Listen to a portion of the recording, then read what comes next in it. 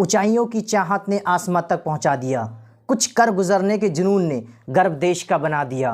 और समझते हैं जो बेटियों को बोझ, उस हर इंसान को परियों की ताकत का एहसास दिला दिया।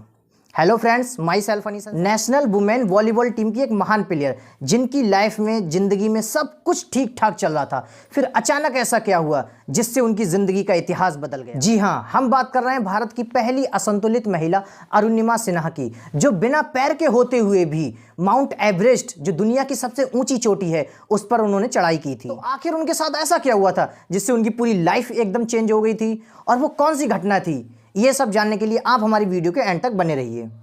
अरुणिमा सिन्हा का जन्म उत्तर प्रदेश के सुल्तानपुर में 1988 में हुआ था। अरुणिमा सिन्हा की बचपन से ही स्पोर्ट्स में रुचि थी, बहुत ज़्यादा वो खेल कूद को पसंद करती थी, जिसके चलते वो नेशनल वुमेन वॉलीबॉल टीम की बहुत महान प्लेयर बनी थी। बात 11 अप्रैल 2011 की है, जब वह पद्मावती एक्सप्रेस से लखनऊ से दिल्ली जा रही थी, तो रास्ते में कुछ शातिर चोरों ने उन्हें डिब्बे में अकेला देखकर उनके गले की चैन लूटने की कोशिश की, जिसका उन्होंने विरोध भी किया।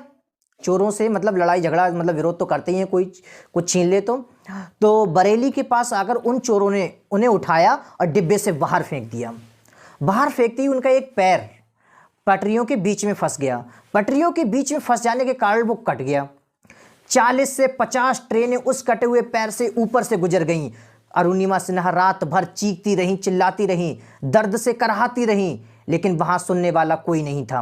उनके कटे हुए पैर को चूहे कुतरते रहे, चींटियां खाते रहीं, लेकिन फिर भी वहां उनकी सुनने वाला कोई नहीं था। एक वक्त पे तो ऐसा हुआ था कि अरुणिमा सिन्हा ने अपनी जिंदगी की आस ही छोड़ दी थी, लेकिन किस्मत को शायद कुछ और ही मंजूर था। अरुणिमा सिन्हा को दिल्ली के एम्स हॉस्पिटल में भर्ती कराया गया और वो लगभग 4 महीनों तक जिंदगी और मौत से लड़ती रही थी, और अंत में जीत जिंदगी की हुई। अरुणिमा सिन्हा को कटे हुए पैर की जगह एक आर्टिफिशियल पैर लगा दिया गया था।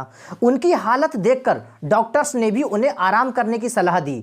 अब वह परिवार और रिश्तेदारों के लिए एक दिव्यांग हो चुकी थी, एक असहाय लड़की हो चुकी थी जिसे किसी सहारे की ज़रूरत थी। लेकिन उन्होंने अपने हौसले में, अपने कॉन्फिडेंस में कभी किसी भी प्रकार की कोई कमी नहीं आने दी। वो कहते हैं ना कि मंजिल मिल ही जाती है भटकते हुए ही सही, मंजिल मिल ही जाती है भटकते हुए ही सही, गुमराह तो वो हैं जो घर से निकलते ही नहीं। उन्होंने 4 महीने के टाइम पीरियड में हॉस्पिटल के बेड पे लेटे लेटे ही ये तय कर लिया था कि दुनिया को कुछ करके दिखाना है, कुछ बड़ा करना है, भले ही दुनिया उनके बारे में कुछ भी बोले।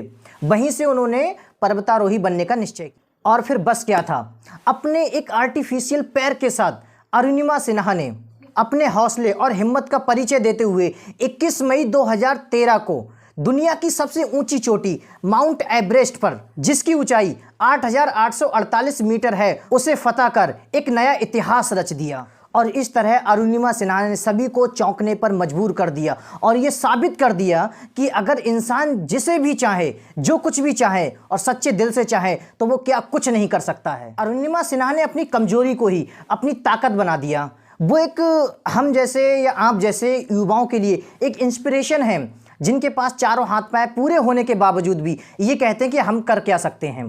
अगर वो सच्चे दिल से चाहें तो वो बहुत कुछ कर सकते हैं। और अरुणिमा सिन्हा सिर्फ यही नहीं रुकी थी, उन्होंने दुनिया की सबसे ऊंची 5 चोटियों के फतेह कर दुनिया को ये सोचने पर मजबूर कर दिया कि अगर वो चाहे तो क्या कुछ नहीं कर सकता है, या असंभव जैसी कोई चीज़ ही नहीं है। जिसमें इंडोनेशिया की एक चोटी बास्त्रेसज, जिसकी ऊंचाई 4884 मीटर है, अकोंका पर्वत जो कि अर्जेंटीना में है, जिसकी ऊंचाई 6961 मीटर है, एल्ब्रस पर्वत यूरोप में है, जिसकी ऊंचाई 5621 मीटर है, किलिंजारो पर्वत जो कि यूरोप में है, जिसकी ऊंचाई 5895 मीटर है, और माउंट एवरेस्ट को तो आप जानते ही हैं, जिसकी ऊंचाई 8,848 मीटर है। इन सभी चोटियों को फतह कर अरुणिमा सिन्हा ने एक नया इतिहास रच दिया। उनका नाम स्वर्ण अक्षरों में लिखा गया था। दोस्तों, जितनी आसानी से मैंने आपको ये बता दिया कि वो ये चोटी फतह कर गई, वो चोटी फतह कर गई, माउंट एवरेस्ट पे चढ़ गई, आप जानते हैं माउंट एवरेस्ट पे चढ़ने में कितनी कितनी कठिनाइयाँ आती हैं, कितने अच्छे बहुत ज़्यादा एक्सपीरियंस्ड पर्वतारोही उस पर चढ़कर अपना दम तोड़ जाते हैं। अरुणिमा सिन्हा एक इंटरव्यू में बताती हैं कि जब वो चल रही थी तो रास्ते में उन्होंने देखा कि एक बांग्लादेश का एक पर्वतारोही था जिसकी ऑक्सीजन खत्म होने पर वो वहां दम तोड़ रहा था। उन्होंने चारों तरफ देखा तो सन्नाटा ही सन्नाटा, लाशें ही लाशें थीं। बहुत से पर्वतारोही थे जो रास्ते में ही दम तोड़ जाते हैं।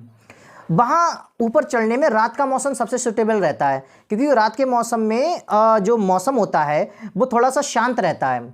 सर्दी या हवाएं वो थोड़ी सी कम रहती हैं, दिन में ज़्यादा दिक्कत। इस तरीके से लाशों को पार करते हुए, बहुत सी कठिनाइयों को झेलते हुए अरुणिमा सिन्हा अपने एक पैर के साथ आगे बढ़ते हुए, आर्टिफिशियल पैर जो उनका एक वक्त पे साथ भी छोड़ रहा था, फिर भी उन्होंने हिम्मत नहीं हारी, अपने कॉन्फिडेंस को टूटने नहीं दिया और अंततः भारत का तिरंगा दुनिया की सबसे ऊंची चोटी पर लहरा दिया। ये तमाचा है उन लोगों पर जो घर में बैठे रहते हैं और कुछ नहीं करते हैं सिवाय मुंह बजाने के। तो अगर आपको ये मेरी वीडियो, मेरी इंफॉर्मेशन कुछ भी सही लगी हो, या अगर आपको लगे कि मैं 5% भी ठीक कह रहा हूं, तो आप मेरी वीडियो को लाइक जरूर कर देंगे। और अगर नहीं करेंगे तो मैं मान लूंगा कि आप भी उन्हीं में से हैं जो ये कहते रहते हैं कि अरे उसने क्या कर दिया, ऐसा तो हम भी कर सकते थे। क्योंकि मुंह बजाना और मुंह बजाकर उस पर अमल करना, दोनों में जमीन आसमान का फर्क है। तो अगर आप मेरी वीडियो को लाइक करोगे और मेरे चैनल को सब्सक्राइब करोगे तो मुझे ये पता चल जाएगा कि आप भी अरुणिमा सिन्हा को और मुझे सपोर्ट करते हो, उन्हें भी मानते हो। और अगर वो अपने आपकी ज़िंदगी की आइडल हैं, इंस्पिरेशन है आपके लिए अरुणिमा सिन्हा, तो उनके लिए मेरी वीडियो को लाइक तो कर ही सकते हो। वैसे आपकी जगह कोई और होता अब तक कर भी चुका होता। मेरी वीडियो को लाइक कर दें, ज़्यादा से ज़्यादा शेयर कर दें, और इन्फॉर्मेशन अगर ठीक लगी हो तो अपना कमेंट में अपना सजेशन ज़रूर बताएं। आपका सजेशन हमारे लिए बहुत इंपॉर्टेंट है। थैंक्स।